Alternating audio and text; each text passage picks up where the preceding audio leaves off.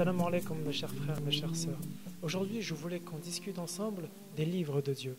Oui, je parle au pluriel parce que Dieu nous a légué plusieurs livres. On va commencer par le premier. Bien avant la création, Dieu a créé la plume qui écrit tout ce qui se déroulera jusqu'à la fin des temps. Comme pour nous dire que bien avant que les choses existent, la décision est prise. Bien avant que tu aies commis ce que tu souhaitais commettre, la chose a été décidée par Dieu. Bien avant que tu aies touché à ce que tu as touché, la chose a été décidée par Dieu. Ton destin est déjà sec. Les plumes de ce livre sont déjà séchées et elles resteront intouchables. En plus de ce livre, il y a quand même quelque chose d'exceptionnel. C'est ce qu'on voit autour de nous, le livre de la nature. Tout d'abord, un plaisir pour les yeux, un plaisir de se rendre compte du vivant, des signes du vivant, comme si tout ce qui était autour de nous témoigne de la toute-puissance de Dieu. D'ailleurs, c'est ce qu'il en est, c'est la vérité. Chacun à sa manière.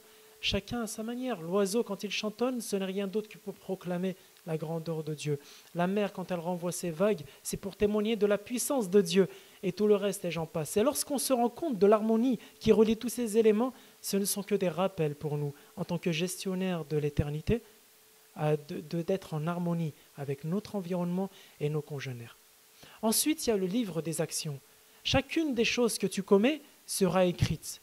Ce livre te sera rendu. S'il t'est rendu face à face, et encore plus par la main droite, ce n'est rien d'autre qu'un bon signe. Si par contre il t'est jeté derrière ton dos, s'il t'est donné de la main gauche, tu devrais déjà sentir le choix, les conséquences de tes mauvais actes. Sachez que ce livre est écrit par des anges qui se tiennent chacun à l'une de nos épaules. Sachez que si vous voulez le remplir, vous avez de quoi faire. Chacune de vos bonnes actions en vaut 10, chacune de vos mauvaises n'en vaut qu'une seule. Alors empressez-vous de le remplir, empressez-vous de le noircir et sachez faire des placements qui, lorsque votre vie sur terre s'arrêtera, continueront de noircir ces pages et de les remplir. Ces bons placements, quels sont-ils? Laissez sur terre une progéniture saine. Laissez sur terre une science à laquelle les gens pourront profiter. Et puis, laissez pour les gens quelque chose qui pourra également leur profiter. Un hôpital, une mosquée, quoi qu'il en soit, ce qu'on appelle sadaqa jaliyah. Et puis, enfin, le livre qui nous intéresse le plus, celui qui doit être le plus familier pour nous, le Coran, les livres de Dieu. Le Coran est l'aboutissement justement de tous ces livres. Beaucoup de messagers les ont reçus comme un legs de la part de Dieu, dans la langue des humains. Soyez ouverts, soyez attentionnés aux signes que Dieu, aux ayés que Dieu vous a légués. Ne soyez pas inconscients dans l'insouciance de ce que Dieu nous a laissé.